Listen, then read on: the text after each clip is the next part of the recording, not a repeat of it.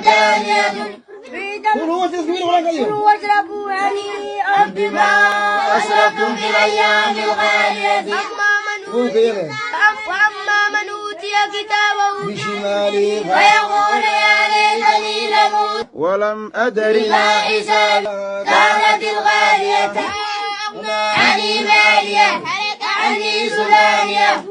فغلوه جحيم سلوه في سلسلة ذرعها 70 ذراعا فاسلكوه إنه كان لا يؤمن بالله ولا يحض على دينه فليس له لو يوم هاهنا حميم طعام إلا من غسلين لا يأكله إلا القادرون